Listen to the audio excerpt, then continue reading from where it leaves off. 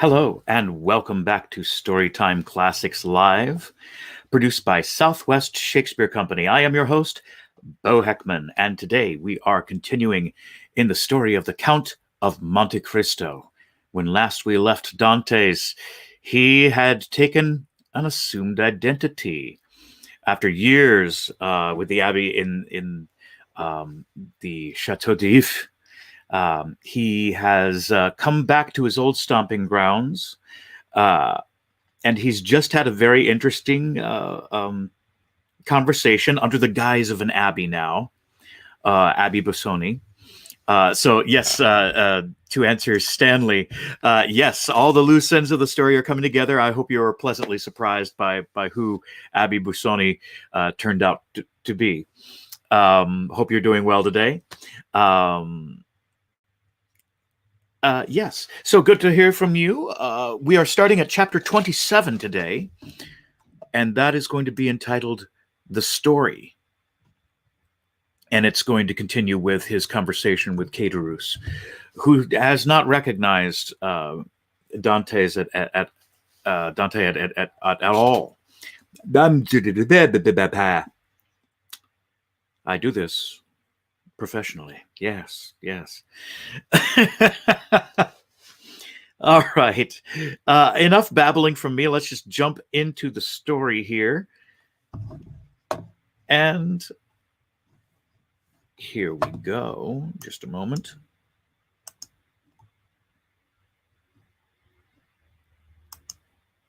Excellent. My new banner is up. And we will jump into chapter 27 of the Count of Monte Cristo.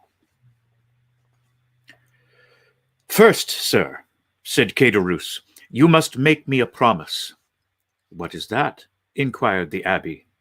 Why, if you ever make use of the details I am about to give you, that you will never let anyone know that it was I who supplied them. For the persons of whom I am about to talk are rich and powerful, and if they only laid the tips of their fingers on me, I should break to pieces like glass. Make yourself easy, my friend, replied the abbé. I am a priest, and confessions die in my breast. Recollect, our only desire is to carry out in a fitting manner the last wishes of our friend. Speak then without reserve, as without hatred, tell the truth, the whole truth. I do not know, never know, the persons of whom you are about to speak. Besides, I am an Italian, and not a Frenchman, and belong to God and not to man, and I shall shortly retire to my convent, which I have only quitted to fulfill the last wishes of a dying man. This positive assurance seemed to give Caterus a little courage. Well then, under these circumstances, said Caterus, I even believe I ought to undeceive you as to the friendship which poor Edmond thought so sincere and so unquestionable. Begin with his father, if you please, said the abbé. Edmond talked to me a great deal about the old man for whom he had the deepest love. The history is a sad one, sir, said Caterus, shaking his head. Perhaps you know all the earlier part of it? Yes, answered the abbé. Edmond related to me everything until the moment when he was arrested in a small cabaret close to Marseille. At La Réserve, oh yes, I can still see it. I can see it all before me this moment. Was it not his betrothal feast?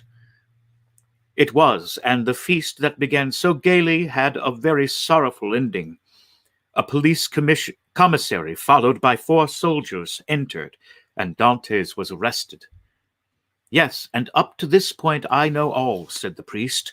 Dantes himself only knew that which personally concerned him, for he never beheld again the 5 persons I have named to you, or heard mention of any one of them.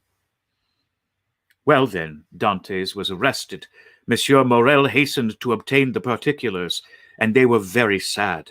The old man returned alone to his home, folded up his wedding suit with tears in his eyes, and paced up and down his chamber the whole day, and would not go to bed at all, for I was underneath him and heard him walking the whole night.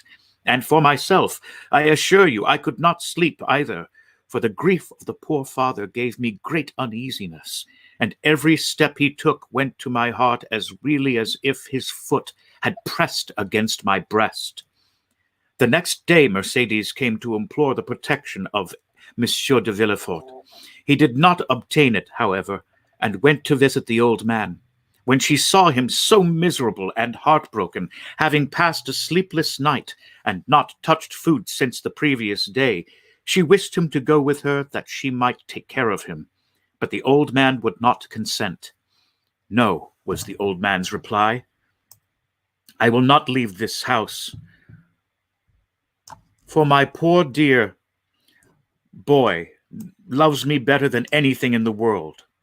And if he gets out of prison, he will come and see me the first thing, and what would he think if I did not wait for him?" Here, I heard all this from the window, for I was anxious that Mercédès should persuade the old man to accompany her, for his footsteps over my head night and day did not leave me at a moment's repose.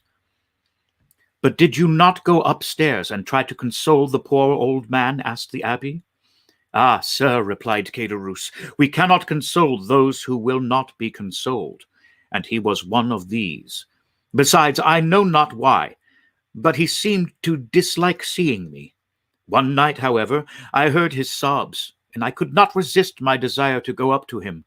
But when I reached his door, he was no longer weeping, but praying. I cannot now repeat to you, sir, all the eloquent words and imploring language he made use of. It was more than piety. It was more than grief.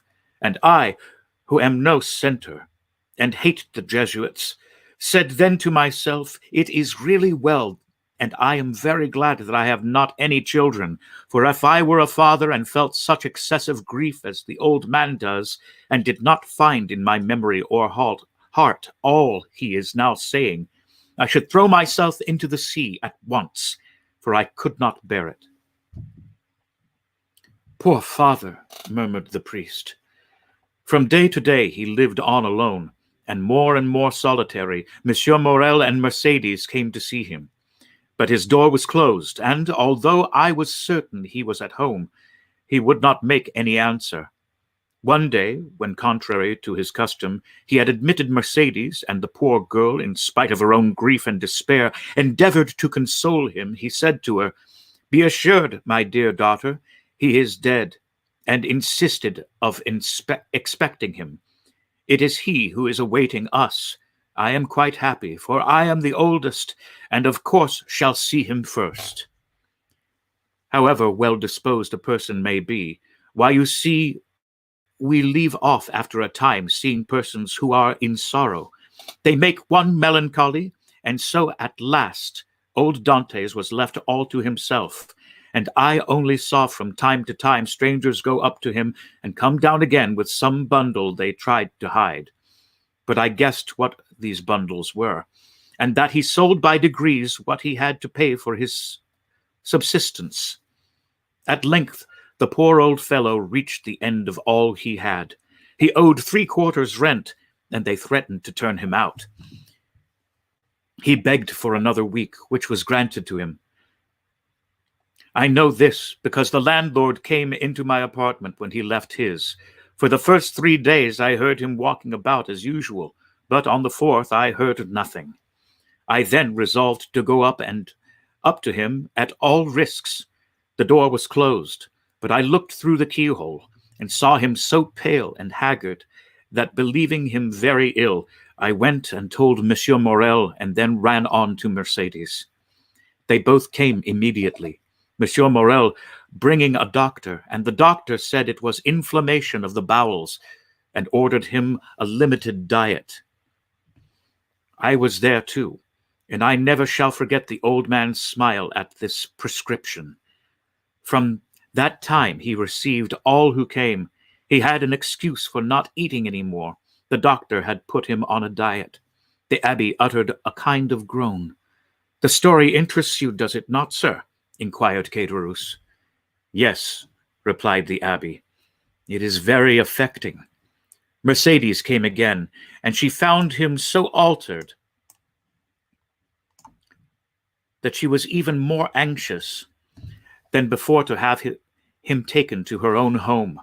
This was Monsieur Morel's wish also, who would fain have conveyed the old man against his consent, but the old man resisted, and cried so that they were actually frightened. Mercedes remained, therefore, by his bedside, and Monsieur Morel went away, making a sign to the Catalan that he had left his purse on the chimney-piece. But availing himself of the doctor's order, the old man would not take any sustenance. At length, after 9 days of despair and fasting, the old man died, cursing those who had caused his misery, and saying to Mercedes, "If you ever see my Edmond again, tell him I die blessing him." The abbé rose from his chair, made 2 turns round the chamber, and pressed his trembling hand against his parched throat. "And you believe he died?" "Of hunger, sir, of hunger," said Caderousse. "I am as certain of it as that we two are Christians." The abbé, with a shaking hand, seized a glass of water that was standing by him half full, swallowed it at one gulp, and then resumed his seat with red eyes and pale cheeks. "This was indeed a horrid event," said he in a hoarse voice. "The more so, sir, as it was men's and not God's doing." "Tell me of those men," said the abbé. "And remember, too," he added in an almost menacing tone, "you have promised to tell me everything. Tell me, therefore, who are these men who killed the son with despair and the father with famine?" "2 men jealous of him, sir, one from love and the other from ambition. Ferdinand and Danglars." "How was this jealousy manifested? Speak on." "They denounced Edmond as a Bonapartist agent." "Which of the 2 denounced him? Which was the real delinquent?" "Both, sir. One with a letter, and the other put it in the post." "And where was this letter written?" "At La Réserve, the day before the betrothal feast." "'Twas so, then." "'Twas so, then," murmured the abbé. "Oh, Faria, Faria, how well did you judge men and things!" "What did you please to say, sir?" asked Caderousse. "Nothing, nothing," replied the priest. "Go on." "It was Danglars who wrote the denunciation with his left hand, that his writing might not be recognized, and Ferdinand who put it in the post."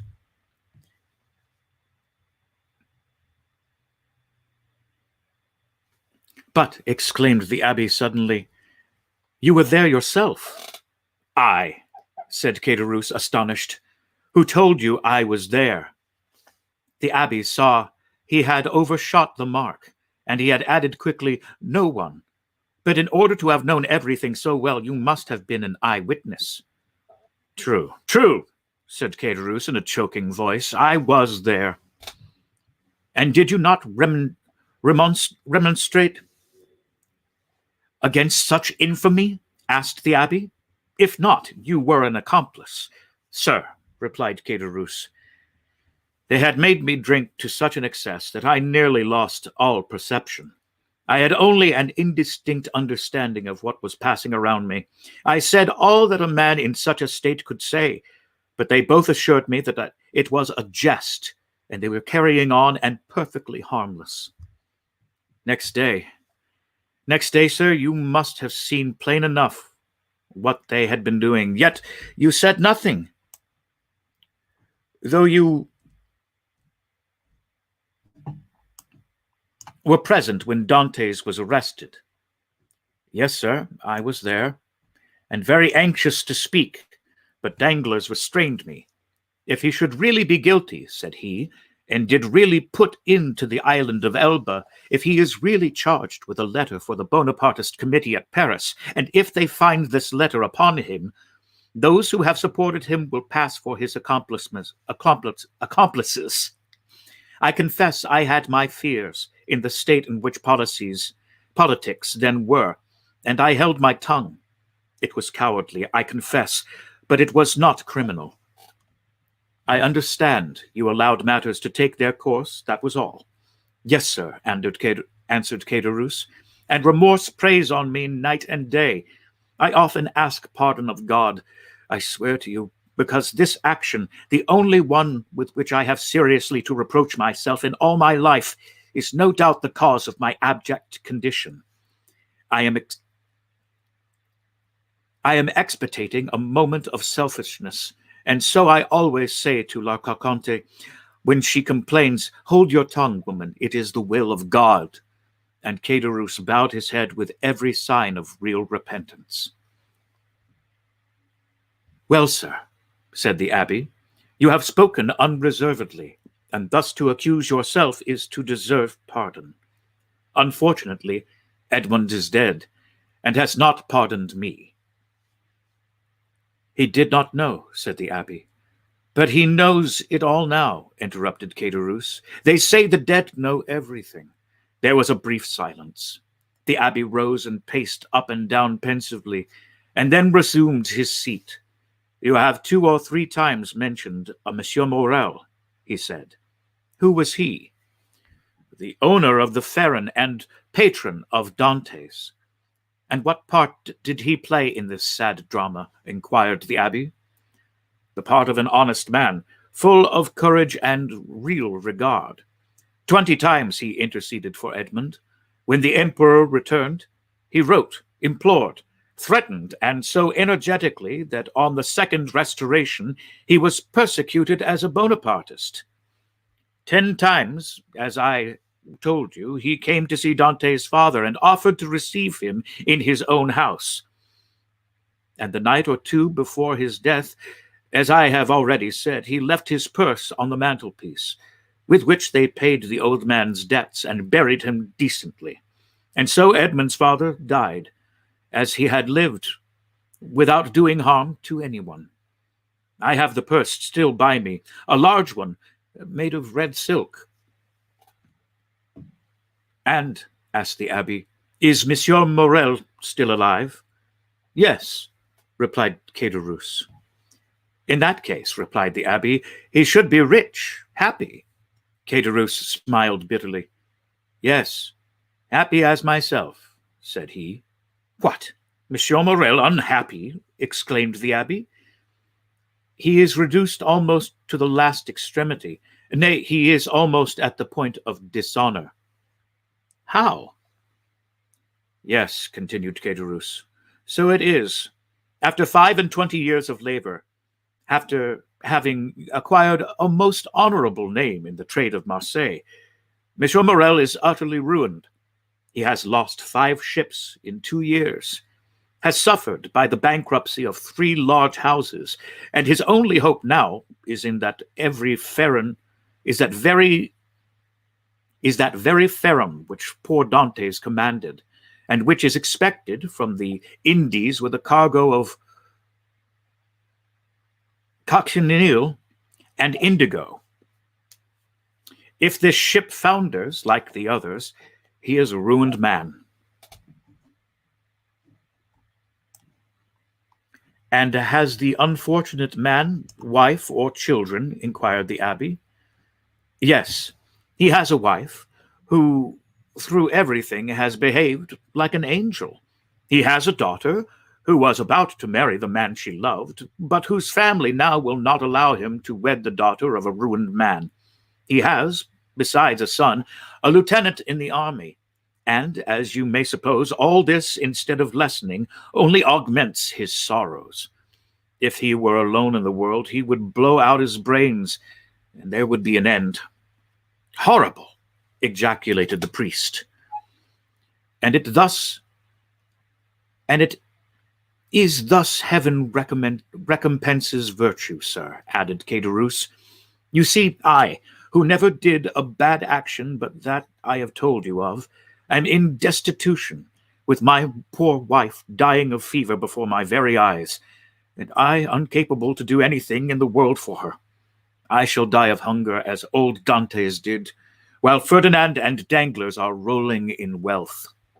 How is that?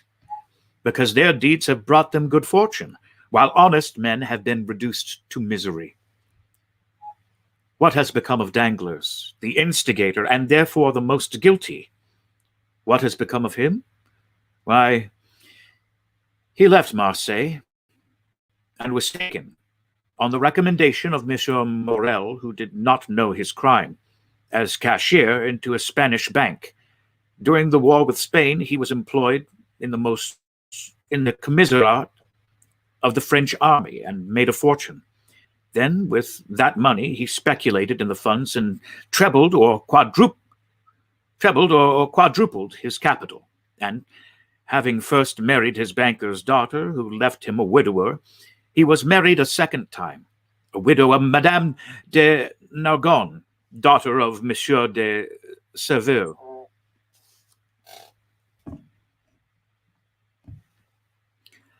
The king's chamberlain, who is in high favor at court. He is a millionaire, and they have made him a baron, and now he is the Baron Danglars, with a fine residence in the Rue de Montblanc, with 10 horses in his stables, 6 footmen in his antechamber, and I know not how many millions in his strong-box. Ah, said the abbé, in a particular tone, he is happy. Happy? Who can answer for that? Happiness or unhappiness is the secret known but to oneself and the walls. Walls have ears but no tongue. If a large fortune produces happiness, Danglars is happy. And Ferdinand? Ferdinand? Why, much the same story. But how could a poor Catalan fisher boy without education or resources make a fortune? I confess, this staggers me. And it has staggered everybody. There must have been in his life some strange secret that no one knows. But then, by what visible steps has he attained this high fortune or high position? Both, sir. He has both fortune and position. Both. This must be impossible. It would seem so. But listen, you will understand. Some days before the return of the emperor, Ferdinand was drafted. The Bourbons left him quietly enough at the Catalans, but Napoleon returned. A special levy was made, and Ferdinand was compelled to join. I went too, but as I was older than Ferdinand and had just married my poor wife, I was only sent to the coast. Ferdinand was enrolled in the active troop, went to the frontier with his regiment, and was at the Battle of Ligny. The night after that battle, he was sentry at the door of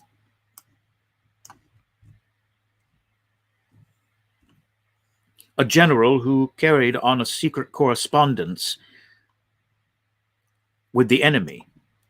That same night, the general was to go over to the English. He proposed to Ferdinand to accompany him. Ferdinand agreed to do so, deserted his post, and followed the general. Ferdinand would have been court-martialed if Napoleon had remained on the throne, but his action was rewarded by the Bourbons. He returned to France with the epaulette of sub-lieutenant, and as the protection of the general, who is in the highest favor, was accorded to him, he was a captain in 1823 during the Spanish War.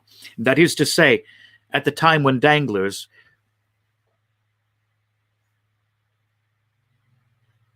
made his early speculations.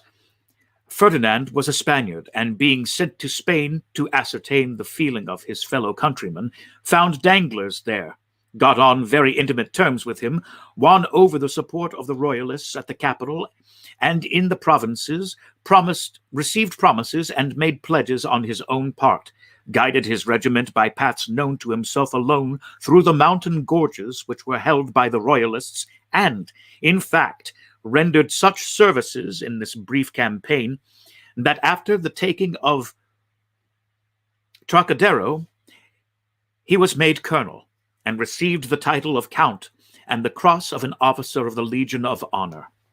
Destiny, destiny, murmured the abbé. Yes, but listen, this was not all. The war with Spain being ended, Ferdinand's career was checked by the long peace which seemed likely to endure throughout Europe. Greece only had risen against Turkey and had begun her war of independence All eyes were turned toward Athens. It was the fashion to pity and support the Greeks. The French government, without protecting them openly, as you know, gave countenance to volunteer assistance. Ferdinand sought and obtained leave to go and serve in Greece, still having his name kept on the army roll. Some time after, it was stated that the Comte de Morcerf, this was the name he bore, had entered the service of Ali Pasha with the rank of Instructor General. Ali Pasha was skilled, as you know, but before he died, he recompensed the services of Ferdinand by leaving him a considerable sum, with which he returned to France when he was gazetted lieutenant general. So that now, inquired the abbé. So that now, continued Caderousse, he owns a magnificent house, number 27, Rue de Hedler in Paris. The abbé opened his mouth, hesitated for a moment, then, making an effort at self-control, he said, "And Mercedes, they tell me that she has disappeared." "Disappeared?" said Caderousse. "Yes, as the sun disappears to rise the next day with still more splendor." "Has she made a fortune also?" inquired the abbé with an ironical smile. "Mercedes is at this moment one of the greatest ladies in Paris," replied Caderousse. "Go on," said the abbé. "It seems as if I were listening to the story of a dream, but I have seen things so extraordinary that what you tell me seems less astonishing than it otherwise might. Mercedes was at first in the deepest despair at the blow which deprived her of Edmond. I have told you of her attempts to propitiate Monsieur de Villefort, her devotion to the elder Dantes. In the midst of her despair, a new affliction overtook her. This was the departure of Ferdinand, whose crimes she did not know, and whom she regarded as her brother. Ferdinand went, and Mercedes remained alone. 3 months passed, and still she wept. No news of Edmond, no companionship, save that of an old man who was dying with despair. One evening, after a day of accustomed vigil at the angle of 2 roads leading to Marseille from the Catalans, she returned to her home more depressed than ever. Suddenly she heard a step she knew, turned anxiously around. The door opened, and Ferdinand, dressed in the uniform of a sub-lieutenant, stood before her. It was not the one she wished for most, but it seemed as if a part of her past life had returned to her. Mercedes seized Ferdinand's hands with a transport which he took for love, but which was only joy at being no longer alone in the world, and seeing at last a friend, after long hours of solitary sorrow. And then, it must be confessed, Ferdinand had never been hated. He was only not precisely loved. Another possessed all Mercedes' heart. That other was absent, had disappeared, perhaps was dead. At this last thought, Mercedes burst into a flood of tears and wrung her hands in agony. But she thought, which she had always repelled more when it was suggested to her by another, came now in full force upon her mind. And then 2 old Dantes incessantly said to her, "Our Edmond is dead. If he were not, he would return to us." The old man died. As I have told you, he had lived. Had he lived, Mercedes, perchance, had not become the wife of another, for he would have been there to reproach her infidelity. Ferdinand saw this, and when he learned of the old man's death, he returned. He was now a lieutenant. At this first coming, he had not said a word of love to Mercedes. At the second, he reminded her that he loved her. Mercedes begged for 6 months more in which to await and mourn for Edmond. "So that," said the abbé with a bitter smile, "that makes 18 months in all. What more could the most devoted lover desire?" Then he murmured the words of the English poet, "Frailty, thy name is woman." 6 months afterwards, continued Caderousse, the marriage took place in the church of Aculé. The very church in which she was to have married Edmond, murmured the priest. There was only the change of bridegrooms. Well, Mercedes was married, proceeded Caderousse, but although in the eyes of the world she appeared calm, she nearly fainted as she passed La Reserve, where 18 months before the betrothal had been celebrated with him whom she might have known she still loved, and still loved had she looked to the bottom of her heart. Ferdinand more happy, but not more at ease, for I saw at this time he was in constant dread of Edmond's return. Ferdinand was very anxious to get his wife away and to depart himself. There were too many unpleasant possibilities associated with the Catalans, and 8 days after the wedding they left Marseille.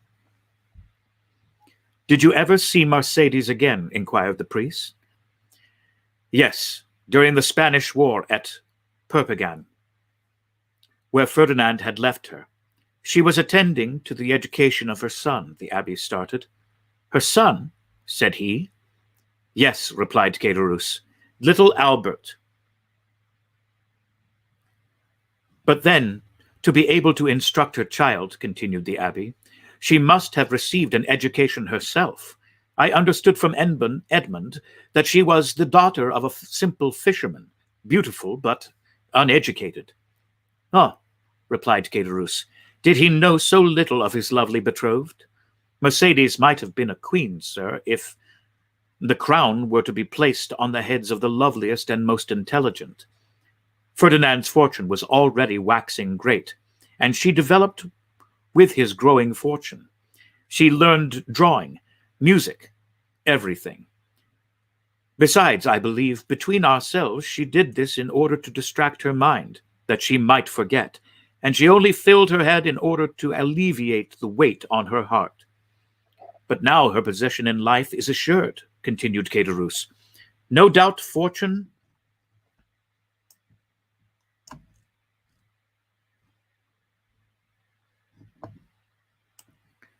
honors have comforted her. She is rich, a countess, and yet—" Caderousse paused. "And yet what?" asked the abbé. "Yet I am sure she is not happy," said Caderousse. "What makes you believe this?" "Why, when I found myself utterly destitute, I thought my old friends would perhaps assist me. So I went to Danglars, who would not even receive me. I called on Ferdinand, who sent me 100 francs by his valet de chambre." "Then you did not see either of them?" "No, but Madame de Morcerf saw me." "How was that?" "As I went away, a purse fell at my feet. It contained 25 louis. I raised my head quickly, and I saw Mercedes, who at once shut the blind." "And Monsieur de Villefort?" asked the abbé. "Oh, he never was a friend of mine. I did not know him, and I had nothing to ask of him." "Do you not know what became of him, and the share he had in Edmond's misfortunes?" "No, I only know that some time after Edmond's arrest, he married Mademoiselle de Saint-Méran, and soon after left for Marseille. No doubt he has been as lucky as the rest. No doubt he is as rich as Danglars, as high in station as Ferdinand. I only, as you see, have remained poor, wretched, and forgotten." "You are mistaken, my friend," replied the abbé. "God may seem sometimes to forget for a time, while his justice reposes, but there always comes a moment when he remembers, and, behold, a proof." As he spoke, the abbé took the diamond from his pocket, and giving it to Caderousse, said, "Here, my friend, take this diamond. It is yours." "What?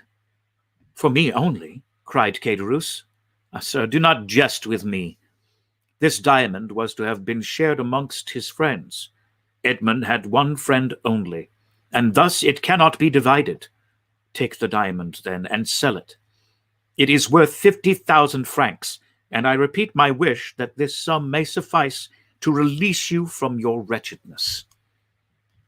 "Oh, sir," said Caderousse, putting out one hand timidly, and with the other wiping away the perspiration which bedewed his brow. "Oh, sir, I do not make a jest of the happiness or despair of a man. I know what happiness and what despair are, and I never make jest of such feelings. Take it, then. But in exchange," Caderousse, who touched the diamond, withdrew his hand.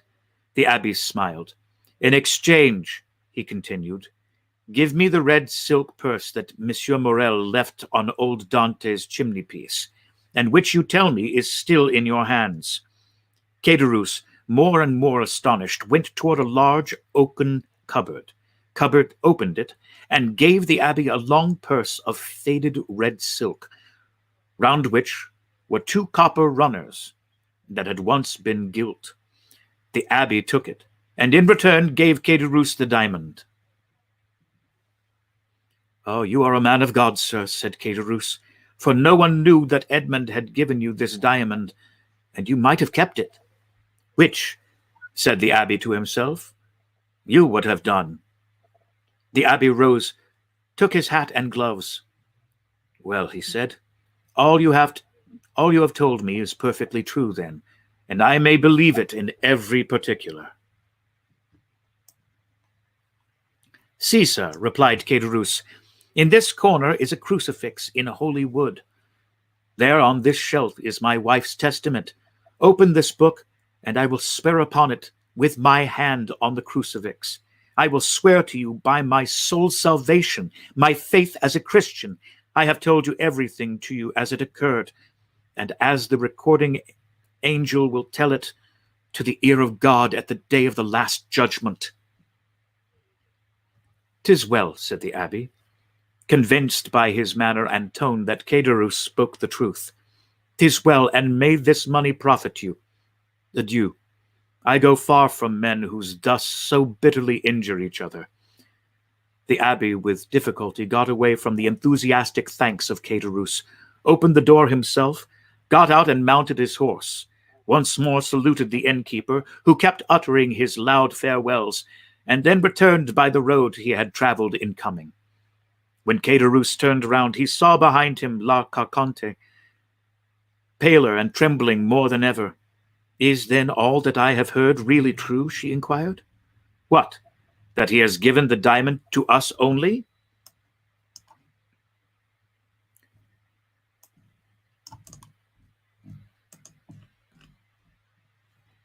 inquired Caderousse, half bewildered with joy.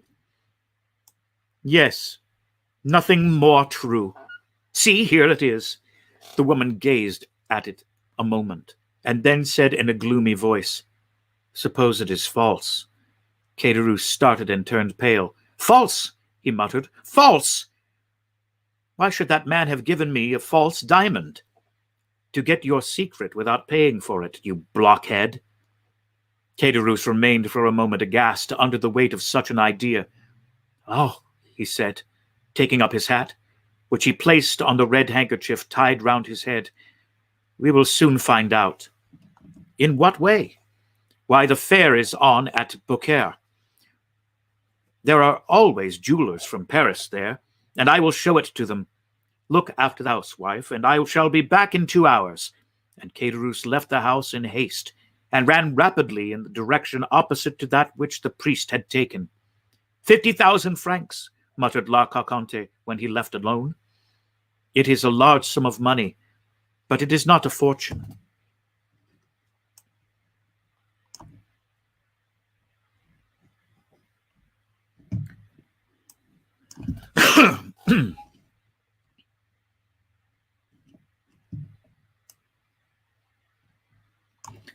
And now we will go to chapter 28, The Prison Register. The day after that in which the scene we have just described had taken place on the road between Bellegarde and Beaucaire, a man of about 30 or 32, dressed in a bright blue frock coat, nankeen trousers, and white waistcoat, having the appearance and accent of an Englishman, presented himself before the mayor of Marseille. "Sir," said he, I am chief clerk of the house of Thomson and French of Rome. We are, and have been these 10 years, connected with the house of Morel and Son of Marseille.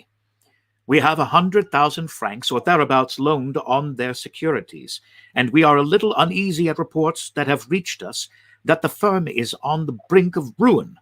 I have come, therefore, express from Rome to ask you for information. Sir, replied the mayor, I know very well that during the last 4 or 5 years, misfortune has seemed to pursue Monsieur Morel. He has lost 4 or 5 vessels and suffered by 3 or 4 bankruptcies. But it is not for me, although I am a creditor myself to the amount of 10,000 francs, to give any information as to the state of his finances. Ask of me, as mayor, what is my opinion of Monsieur Morel, and I shall say that he is a man honorable to the last degree, and who has up to this time fulfilled every engagement with scrupulous punctuality. It is all I can say, sir. If you wish to learn more, address yourself to Monsieur de Beauville, the inspector of prisons, number 15 Rue de Nouailles. He has, I believe, 200,000 francs in Morel's hands, and if there be any grounds for apprehension, as this is a greater amount than mine, you will most probably find him better informed than myself. The Englishman seemed to appreciate this extreme delicacy, made his bow, and went away, proceeding with a characteristic British stride towards the street mentioned. Monsieur de Beauville was in his private room, and the Englishman, on perceiving him, made a gesture of surprise, which seemed to indicate that it was not the first time he had been in his presence. As to Monsieur de Beauville, he was in such a state of despair that it was evident all the faculties of his mind, absorbed in the thought which occupied him at the moment, did not allow either his memory or his imagination to stray to the past. The Englishman, with the coolness of his nation, addressed him in terms nearly similar to those with which he had accosted the mayor of Marseille. "Oh, sir," he exclaimed, "Monsieur de Beauville, your fears are unfortunately but too well-founded, and you see before you a man in despair. I had 200,000 francs placed in the hands of Morel and Son. These 200,000 francs were the dowry of my daughter, who was to be married in a fortnight, and these 200,000 francs were payable half on the 15th of this month, and the other half on the 15th of next month. I had informed Monsieur Morel of my desire to have these payments punctually, and he has been here within the last half hour to tell me that if his ship, the Pharaon, did not come into port on the 15th, he would be wholly unable to make this payment." "But," said the Englishman, "this looks very much like a suspension of payment." "It looks more like bankruptcy," exclaimed Monsieur de Beauville despairingly. The Englishman appeared to reflect a moment, and then said, "From which it would appear, sir, that this credit inspires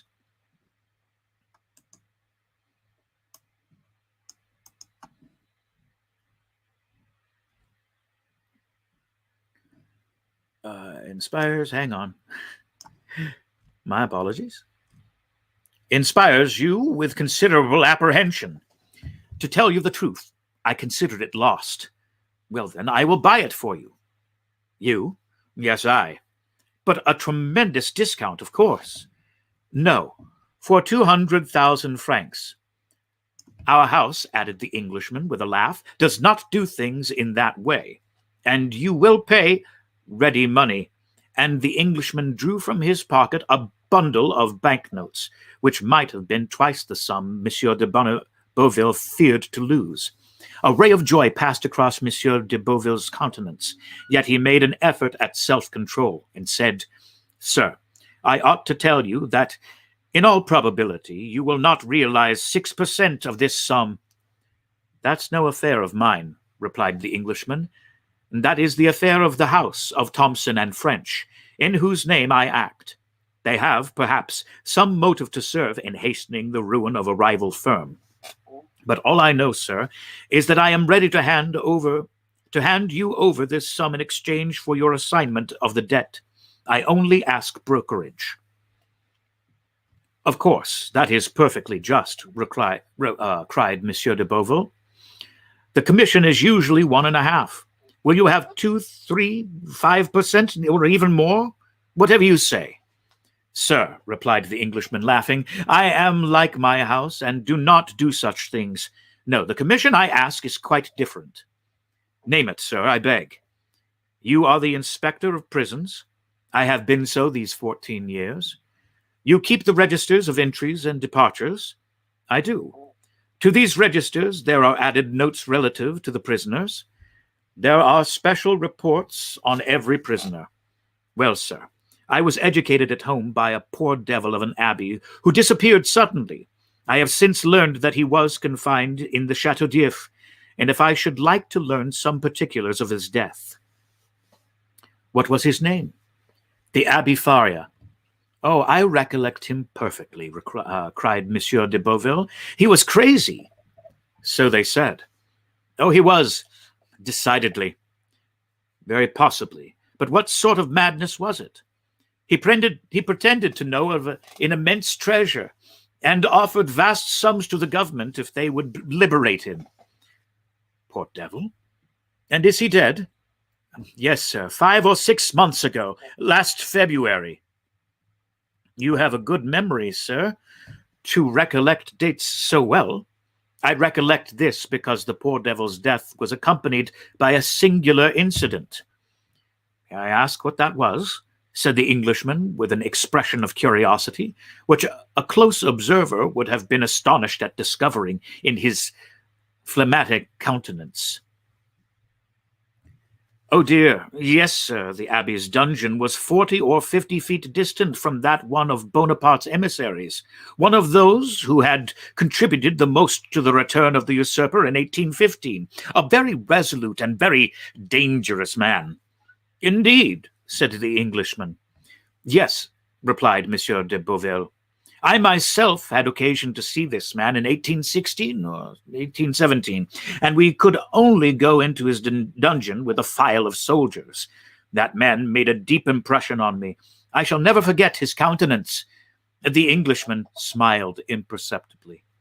"And you say, sir," he interposed, "that the two dungeons were separated by a distance of 50 feet. But it appears that this Edmond Dantes, this dangerous man's name was Edmond Dantes. It appears, sir, that this Edmond Dantes had procured tools, or made them, for they found a tunnel through which the prisoners held communication with one another. This tunnel was dug, no doubt, with an intention of escape." "No doubt. But unfortunately for the prisoners, the Abbé Faria had an attack of catalepsy and died." "That must have cut short the projects of escape." "For the dead man, yes," replied Monsieur de Beauville, "but not for the survivor. On the contrary, this Dantes saw a means of accelerating his escape. He, no doubt, thought that prisoners who died in the Château d'If were interred in an ordinary burial ground, and he conveyed the dead man into his own cell, took his place in the sack in which they had sewed up the corpse, and awaited the moment of interment." "It was a bold step, and one that showed some courage," remarked the Englishman. "As I have already told you, sir, he was a very dangerous man, and fortunately, by his own act, disembarrassed the government of the fears it had on his account." "How is that?" "How? You do not comprehend?" "No." "The Château d'If has no cemetery, and they simply throw the dead into the sea, after fastening a 36-pound cannon-ball to their feet." "Well," observed the Englishman, as if he were slow of comprehension. "Well, they fastened a 36-pound ball to his feet and threw him into the sea?" "Really?" explained the Englishman. "Yes, sir," continued the inspector of prisons. "You may imagine the amazement of the fugitive when he found himself flung headlong over the rocks. I should like to have seen his face at that moment." "That would have been difficult." "No matter," replied de Beauville, in supreme good humor.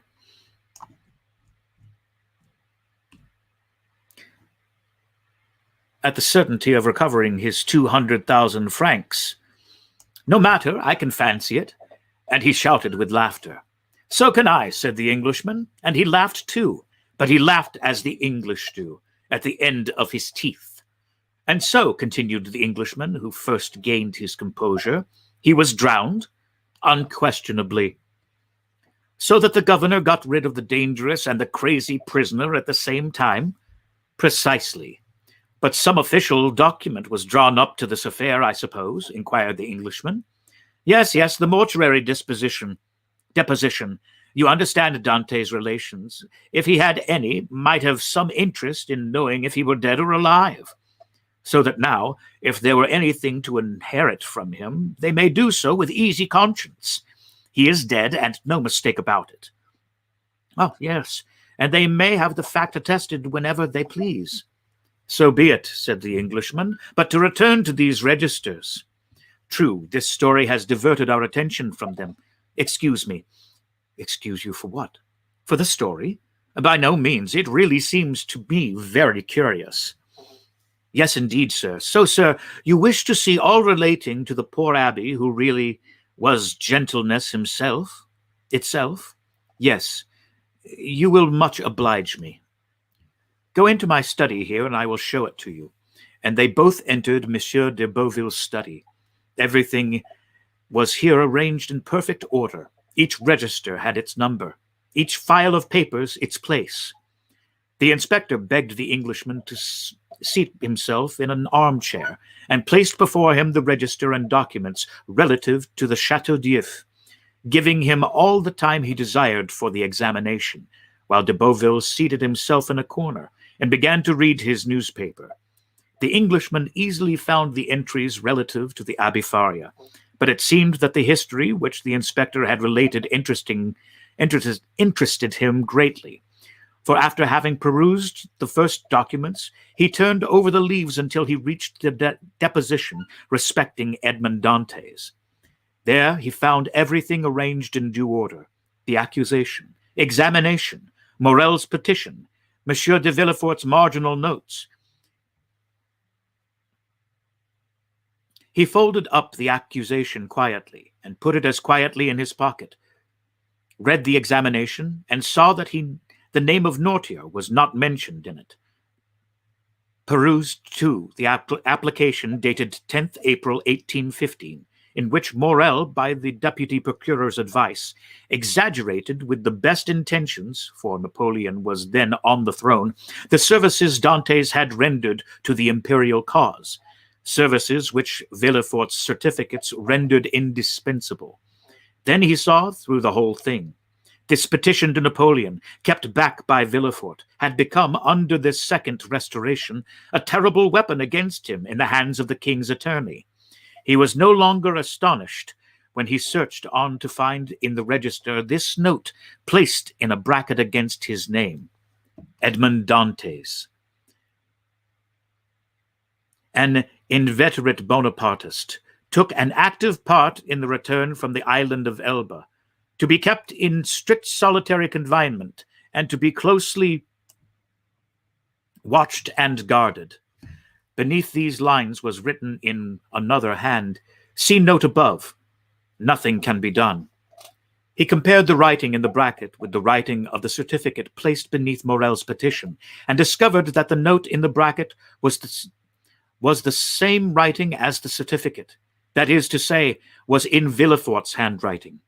And to the note which accompanied this, the Englishman understood that it might have been added by some inspector who had taken a momentary interest in Dante's situation, but who had, from the remarks we have quoted, found it impossible to give any effect to the interest he had felt. As we have said, the inspector, from discretion, and that he might not disturb the Abbé Faria's pupil on his researches, had seated himself in a corner, and was reading Le Drapeau Blanc. He did not see the Englishman fold up and place in his pocket the accusation written by Danglars under the arbor of La Reserve, and which had the postmark Marseille, 27th February, delivery 6 o'clock p.m. But it must be said that if he had seen it, He attached so little importance to this scrap of paper, and so much importance to his 200,000 francs, that he would not have opposed whatever the Englishman might do, however irregular it might be. "Thanks," said the latter, closing the register with a slam. "I have all I want. Now it is for me to perform my promise. Give me a simple assignment of your debt.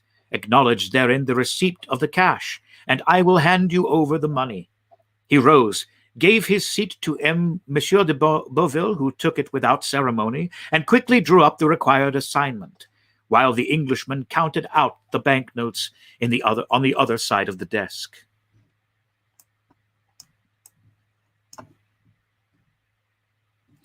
And we will stop there today and resume next time, which will be Monday, with Chapter 29, The House of Morel and Son. Hope you're enjoying this reading of the Count of Monte Cristo. We will see you again on Monday. If you're going outside, please be safe and please wear a mask. Thank you very much, and we'll catch you next time.